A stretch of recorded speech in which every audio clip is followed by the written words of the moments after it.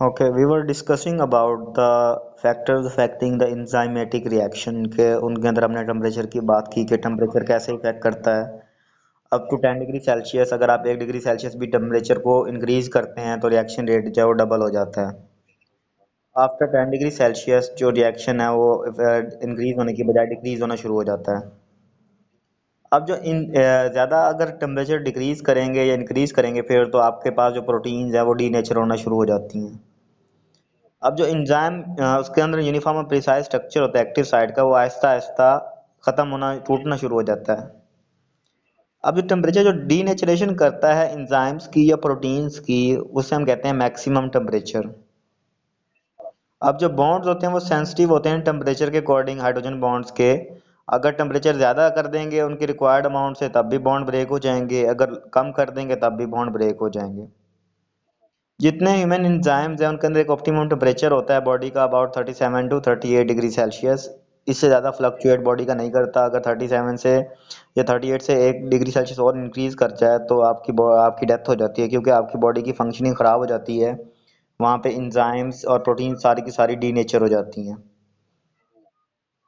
लेकिन बैक्टीरिया जो गर्म पानियों में रहते हैं उनके अंदर ऑप्टिमम टेम्परेचर को बेयर करने की एबिलिटी होती है ऑलमोस्ट 70 डिग्री सेल्सियस, इससे भी ज़्यादा जो है वो बर्दाश्त कर जाते हैं।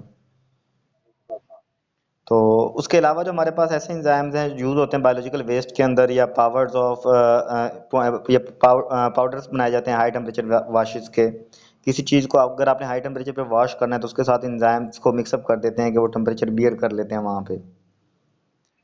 अच्छा, अगर अब टेम्परेचर पहले हम इंक्रीज कर रहे थे, अगर अब इसको कम कर देंगे बिलो फ्रीजिंग पॉइंट कर देंगे तो एंजाइम्स फिर भी इनएक्टिवेट हो जाते हैं और डीनेचर हो जाते हैं। मतलब इंक्रीज करेंगे या डिक्रीज करेंगे रिजल्ट में आपके पास जो फंक्शनिंग है या जो एंजाइम का ग्लोबुलर स्ट्रक्चर होता है वो खत्म हो जाता है, वो टूट जाता है। तो वो रीगेन कर लेते हैं अपनी कैटालिटिक इन्फ्लुएंस को जब ये हायर टेम्परेचर से रिस्टोर किए जाते हैं, मतलब वापस लो से हाई की तरफ जाता है जब।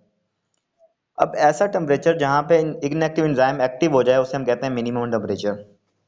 जहाँ पे डी नेचर हो जाए वो मैक्सिमम टेम्परेचर, जहाँ पे एक्टिव हो जाए वो हमारे पास है मिनिमम टेम्परेचर। अच्छा, नेक्स्ट है हमारे पास पीएच। हर एंजाइम जो फंक्शन करता है most effectively over a particular pH range. PH basically आपके पास क्या होता है, negative log of concentration of hydrogen ions in the aqueous solution is called pH. और जो पीएच है वो एसिड्स की होती है, जो पीओएच है वो बेसिस की होती है। अब ये जो छोटी सी रेंज होती है पीएच की जहाँ पे maximum rate of the reaction का उसे हम कहते हैं ऑप्टिमम पीएच।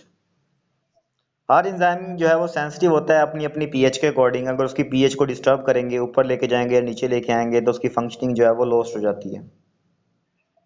तो जो अमाइनो एसिड की चेंज होती है वो इन्वॉल्व होती है maintaining tertiary and quaternary structure of enzyme, वो क्या हो जाती हैं, डिस्टर्ब हो जाती हैं। जब स्ट्रक्चर डिस्टर्ब होगा तो डेफिनेटली सी बात है प्रोटीन डिस्टर्ब होगी। प्रोटीन्स हमारे पास बेसिकली हमारे पास जो एंजाइम है वो प्रोटीन इन नेचर है। प्रोटीन डी नेचर भी मतलब एंजाइम डी नेचर हो गया। अब मामूली से चेंज भी अगर लेके आते हैं ऑप्टिमम पीएच के अंदर तो हमारे पास एंजाइम की आयनाइजेशन हो जाती है उसके अमाइनो एसिड्स की, क्योंकि अमाइनो एसिड्स में कार्बोक्सिलिक ग्रुप भी होता है, हाइड्रोजन भी होता है, तो नेगेटिव और पॉजिटिव सेपरेट हो जाते हैं, उनकी आयनाइजेशन हो जाती है। तो इस जब तक उनकी पीएच को रिस्टोर नहीं करते तब तक वो इनएक्टिव रहते हैं।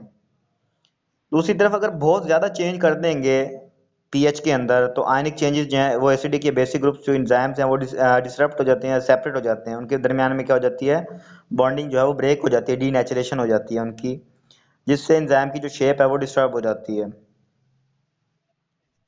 अब जो ऑप्टिमम पीएच वैल्यू है हमारे पास एंजाइम की नॉर्मली रेंज की, जिसके अंदर आपके पास होती है 6 की और 8 की, क्योंकि आपकी बॉडी की जो नॉर्मल जिसे हम कह सकते हैं न्यूट्रलाइजेशन वाली पीएच जो है वो एसिड और बेस के दरमियान में वो 7 है। तो मोस्टली जो है वो 6 और 8 के दरमियान में वेरी करते हैं, ना ज़्यादा एसिडिक ना ज़्यादा बेसिक, बल्कि न्यूट्रल रहने की कोशिश करते हैं। बिल्कुल बिल्कुल, 6 और 8 के दरमियान में हमारे पास 7 ही आएगा। तो पेपेन है हमारे पास जो ग्रीन पपाया से आता है, ये एसिडिक और अल्कलाइन मीडिया दोनों के अंदर एक्ट करता है बॉडी के अंदर। प्रोटीन डाइजेस्ट करने वाला एंजाइम जो है पेप्सिन है, ये वर्क करता है एसिडिक मीडियम, मतलब एसिडिक पीएच 2 होगी हमारे पास। और जो ट्रिप्सिन है ये इनएक्टिव होता है इस पीएच पे, लेकिन इसकी एक्टिविटी अल्कलीन, मतलब ट्रिप्सिन जो है ये बेसिक मीडियम में काम करेगा, जो पेप्सिन है ये एसिडिक मीडियम में काम करेगा। pH 8 का मतलब है कि न्यूट्रल 7 है, 7 से आगे 8 की तरफ जाएगा, 8 से लेके 14 तक हमारे पास बेस होगा और 7 से लेके बिलो तक 6 से लेके 1 तक हमारे पास एसिडिक होगा। अब जो हमारे पास इंडस्ट्रियल पोल्यूशन है इसके अंदर जो चेंज आ रहा है पॉन्ड्स के, लेक के, रिवर के अंदर, ये क्यों आ रहा है कि इसके अंदर जो एसिडिक जो आपके पास जो केमिकल्स हैं वो रिलीज करते हैं आफ्टर वॉशिंग और आफ्टर यूजिंग द केमिकल्स, उनको क्या करते हैं नदी नहरों में बहा देते हैं ताकि इंडस्ट्री से तो जाए, लेकिन वो आगे जाके वाटर को पोल्यूट कर रहे हैं, इन्वायरमेंट को पोल्यूट कर रहे हैं, एक्वेटिक लाइफ के लिए भी खतरा है और प्लांट्स के लिए भी खतरा है वो। अच्छा, उसके बाद हमारे पास ग्राफ है effect of pH on the rate of enzyme control reaction. जैसे जैसे आप पीएच को ऑप्टिमम पे रखेंगे तो आपके पास क्या होगा, ज़्यादा से ज़्यादा प्रोडक्ट होंगी। अगर आप पीएच को क्या कर देंगे, डिक्रीज कर देंगे, इंक्रीज कर देंगे, तो ज़्यादा प्रोलॉन्ग इफेक्ट होगा, प्रोडक्ट बनने में बहुत देर लग जाएगी। अच्छा, उसके बाद हमारे पास एंजाइम कंसंट्रेशन। अच्छा, एंजाइम कंसंट्रेशन में हमारे पास क्या है, provided that the substrate concentration is maintained at a high level, कि जाहिर सी बात है अगर आपने ज़्यादा प्रोडक्ट्स लेनी है तो आप सबस्ट्रेट्स को भी ज़्यादा रखेंगे, क्योंकि जितने ज़्यादा रिएक्टेंट्स होंगे उतनी ज़्यादा प्रोडक्ट्स बनेंगी। ठीक है। और दूसरी तरफ आप क्या करते हैं, कंडीशन जैसे कि पीएच टेम्परेचर को क्या करते हैं कांस्टेंट रख लेते हैं ताकि उनका कोई इफेक्ट ज़्यादा ना पड़े और ज़्यादा से ज़्यादा रिएक्टेंट जो है वो प्रोडक्ट के अंदर कन्वर्ट हों। अब इस रेट पे जब टेम्परेचर और पीएच क्या हो, कांस्टेंट हो और आपके पास एंजाइम्स ज़्यादा हों,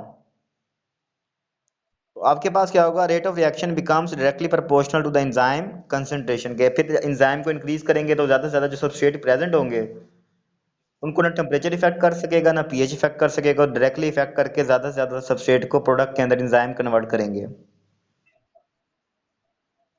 बिल्कुल बिल्कुल, फिर क्योंकि किसी और चीज़ का कोई इन्फ्लुएंस नहीं होगा एंजाइम के और सबस्ट्रेट के दरमियान में, तो ज़्यादा रिएक्शन होगा, आपके पास स्पीड ज़्यादा होगी।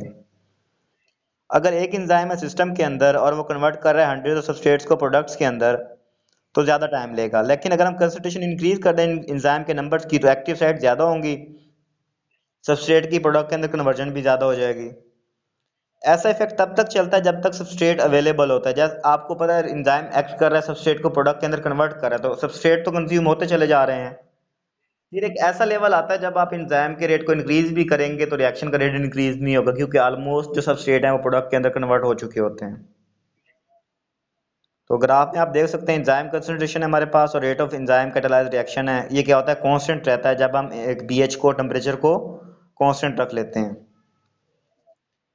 उसके बाद हमारे पास सबस्ट्रेट कंसंट्रेशन, जैसे कि कंडीशन हमारे पास पीएच, टेम्परेचर, इनको हम कांस्टेंट ही रखेंगे और एंजाइम की कंसंट्रेशन को भी एक हायर लेवल के अंदर सेट कर लेंगे। पहले हम क्या कर रहे थे, सबस्ट्रेट इकट्ठा ले लिया काफी ज्यादा, एंजाइम की कंसंट्रेशन को वेरी किया हमने। अब पीएच टेम्परेचर को सेम हमने कांस्टेंट रखना है, लेकिन अब हम क्या लेंगे, ज्यादा अमाउंट में एंजाइम लेंगे और सबस्ट्रेट को क्या करेंगे, कंट्रोल करेंगे। तो जैसे हम सबस्ट्रेट के अमाउंट को इंक्रीज करते हैं तो उनकी जो स्पीड होती है एंजाइमेटिक रिएक्शन की, वो क्या होती है, इंक्रीज होती है।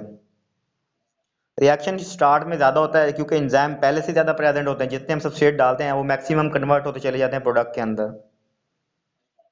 तो जो हमने सबस्ट्रेट्स डाले वो पहले सारे के सारे रिएक्ट जो एंजाइम्स उन्होंने कैटालाइज कर दिया उनको प्रोडक्ट्स के अंदर। तो अगर हम ऊपर से मजीद सबस्ट्रेट्स ऐड करते चले जाएंगे तो एंजाइम्स जो हैं वो आपको पता है एक दफ़ा यूज होने के बाद वो क्या होते हैं, सेपरेट हो जाते हैं, फिर वो दोबारा रिएक्शन कैटालाइज करने के अंदर यूज होते हैं। तो रिएक्शन जो है वो फिर इंक्रीज नहीं होता जब आप मजीद सबस्ट्रेट को इंक्रीज करते चले जाते हैं, क्योंकि जो आप सबस्ट्रेट ऐड करें एंजाइम वाली साइड पे, रिएक्टेंट वाली साइड पे, एंजाइम जो है कंज्यूम होने के बाद वो प्रोडक्ट के साथ अटैच होने के बाद वो प्रोडक्ट वाली साइड पे सेपरेट होते हैं, दोबारा वापस अवेलेबल नहीं होते जल्दी से रिएक्टेंट वाली साइड पे, क्योंकि आपने पहले फिक्स अमाउंट में एंजाइम ले ली, वो तो रिएक्टेंट को कन्वर्ट करने के लिए इस्तेमाल हो गया, फिर एंजाइम की कंसंट्रेशन कम हो गई। तो अब आप इंक्रीज करते चले जा रहे हैं सबस्ट्रेट की कंसंट्रेशन, लेकिन रिएक्शन का जो रेट है वो इंक्रीज नहीं हो रहा, क्यों, एंजाइम अवेलेबल नहीं है। तो ग्राफ शो करता है कि जैसे जैसे आप सबस्ट्रेट की कंसंट्रेशन बढ़ाते हैं तो रिएक्शन बढ़ता चला जाता है, लेकिन एट अ स्पेसिफिक टाइम जब एंजाइम मोस्टली कंज्यूम हो जाते हैं तो आपके पास रिएक्शन जो है वो कांस्टेंट हो जाता है, क्योंकि एंजाइम अवेलेबल नहीं होते मजीद जो सबस्ट्रेट को कन्वर्ट करें प्रोडक्ट्स के अंदर।